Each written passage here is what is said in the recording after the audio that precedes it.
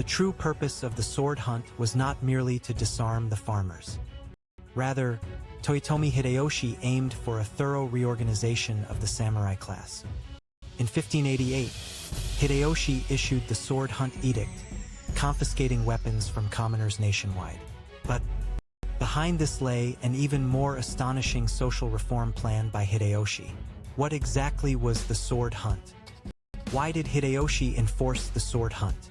What impact did it have on the samurai?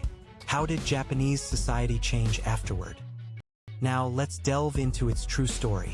In this main feature, we'll also elaborate on Hideyoshi's grand vision for unifying the realm. When people hear sword hunt, many likely think of it as a policy to disarm farmers to prevent rebellion. While that was certainly one superficial reason, Hideyoshi's true aim was far deeper, touching the very foundations of society. In the late Sengoku period, Japanese society was in utter chaos. The boundaries between samurai and farmers were ambiguous. Half farmer, half soldier was common. Normally tilling fields, they were conscripted into battle with weapons in times of war. This was the reality for many people then. Small wonder. The sword hunt was the grand beginning of a social reform to eliminate this undefined state of soldier-farmer separation and thoroughly implement Haino Bunri, the separation of warriors and farmers. But why was this separation necessary? The half-farmer, half-soldier status of the Sengoku period was nothing but an unstable element for feudal lords. They never knew when they might switch allegiances or rebel. With unification of the realm imminent, Hideyoshi needed to transform this social structure itself to build an unshakable system of control. His objective was to clearly distinguish and fix the status of each group, samurai as samurai and farmers as farmers. By doing so, he aimed to reduce the risk of rebellion and create a stable society. Small wonder. The sword hunt targeted not only farmers but all armed individuals who did not belong to the samurai class. So, how specifically did he intend to change things? Hideyoshi separated samurai from the land, concentrating them in castle towns. This made samurai completely controlled subjects, serving their lords as vassals. Farmers, on the other hand, were tied to the land, forced to discard their weapons, and obliged to focus solely on cultivation. The sword hunt was a powerful means to physically enforce this fixing of social status. This was a policy that, while significantly restricting individual freedom, aimed for stability across the entire nation. Small wonder. The confiscated weapons were ostensibly used for nails and clamps in the construction of the Great Buddha Hall. But what was the true meaning hidden behind this pretext? The construction of the Great Buddha Hall was a grand project intended to display Hideyoshi's authority, both domestically and internationally, as the ruler of the realm. However, it was simultaneously an act of peacefully eliminating the weapons confiscated from farmers. Hideyoshi carried out the sword hunt in parallel with the Taiko Kenchi, a nationwide land survey. The Taiko Kenchi was a policy designed to clarify land ownership and productivity, thereby stabilizing tax revenues. Small wonder. The sword hunt also aimed to eradicate the farmer militia groups revealed by the land survey. So what were the results? After the sword hunt, large-scale peasant uprisings plummeted. With armed groups gone, the seeds of rebellion were plucked out. With public order stabilized and logistics activated, the economy flourished. New distribution networks emerged, and commerce began to thrive. Samurai were established as a professional warrior class, granted stipends, and settled in castle towns.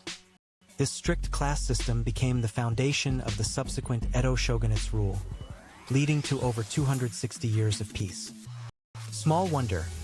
The sword hunt aimed not only to suppress peasant rebellions but also to diminish the power of independent local samurai, jisamurai, and provincial lords, kokujinshu. How, specifically, was their power curtailed? Highly independent jisamurai and kokujinshu were forced to choose between the status of samurai or farmer.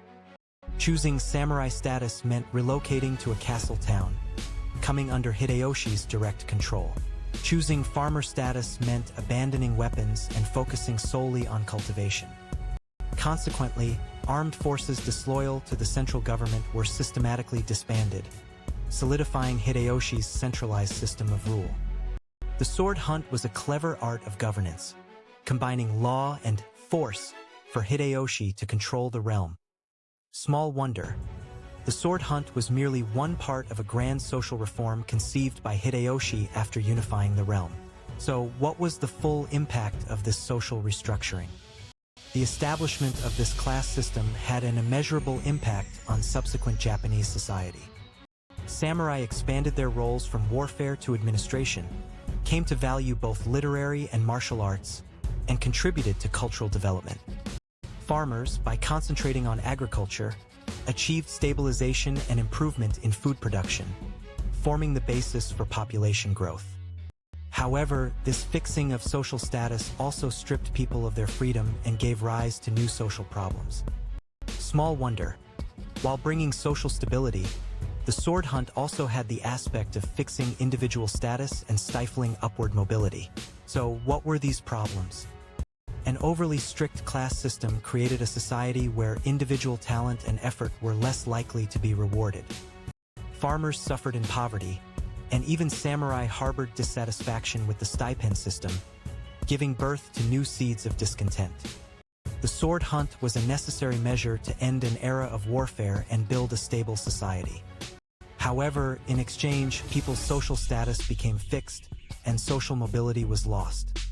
The sword hunt was Hideyoshi's hidden, shocking social reform that shook the very foundations of Japanese society. Why did Hideyoshi enforce the sword hunt?